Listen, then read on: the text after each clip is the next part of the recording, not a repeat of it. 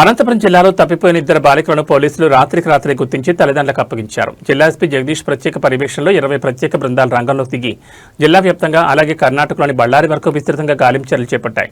బస్టాండ్లు, railway స్టేషన్లు, దేవాలయాలు, సత్రాల్లో తనిఖీలు నిర్వహించడంతో పాటు డాగ్ స్క్వాడ్, సోషల్ మీడియా సహాయాన్ని కూడా వినియోగించారు. చివరికి రాయదుర్గం పట్టణంలోని మేధల వీధిలో బాలికలను క్షేమంగా గుర్తించి తల్లిదండ్రులకు అప్పగించారు. ఈ సందర్భంగా పోలీసులు వేగవంతమైన స్పందనపై స్థానికులు ప్రశంసలు కురిపించగా సహకరించిన ప్రతి ఒక్కరికి కళ్యాణదుర్గం డీఎస్పీ రవిబాబు కృతజ్ఞతలు తెలిపారు. నిన్నటి దినం సాయంత్రం సుమారు 7-8 గంటల ప్రాంతంలో రాయదుర్గం మండలం టీ వీరాపురం గ్రామం నుంచి మజిత మరియు సౌమ్య అనే ఆడపిల్లలు, ఒకరు 6వ తరగతి చదువుతున్నారు, ఒకరు 5వ తరగతి చదువుతున్నారు. వారు నిన్న సాయంత్రం 6 గంటల నుంచి ఇంటి నుంచి తప్పిపోయినారని సమాచారం అందింది. ఆ సమాచారం అందిన వెంటనే మేము మా జిల్లా ఎస్పీ గారికి తెలియచేయడం జరిగింది.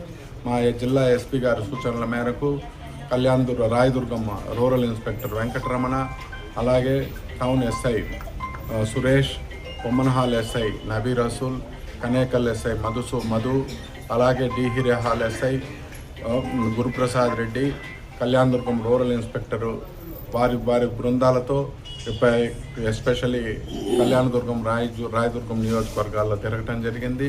అంతేకాకుండా ఎస్పీ గారి ఆదేశాల మేరకు ఎంటైర్ అనంతపురం జిల్లా మరియు పుట్టపర్తి జిల్లాల్లో కూడా ఈ పిల్లల ఆచూకీ కోసము తీవ్రంగా కృషి చేయడం జరిగింది. ఆ కృషిలో భాగంగా అనంతపురం డిస్ట్రిక్ట్ పోలీస్ ఆఫీస్ నుంచి కూడా విక్కీ మరియు టైగర్ అనే 2 స్నీఫర్ డాగ్స్ కూడా రావటం జరిగింది. పిల్లల ఆచూకీ కనుక్కునేందుకు వీరి హ్యాండ్లర్లు పెద్దన్న, భీమా నాయకులు నేరస్థలానికి వచ్చి సూక్ష్మంగా అన్ని పరిశీలించి ఈ డాగ్స్తో కూడా ట్రాక్ చేయటం జరిగింది. అందరి కృషి ఫలితంగా సక్సెస్ఫుల్గా ఈరోజు ఉదయం 7 గంటల ప్రాంతంలో 2 అమ్మాయిలను కూడా రాయదుర్గం టౌన్లో ట్రేస్ చేయడం జరిగింది. వారిని ఈరోజు సిడబ్ల్యూసి ముందర ప్రవేశపెట్టి ఆ తర్వాత సిడబ్ల్యూసి సూచనల మేరకు మేము నడుచుకుంటాం.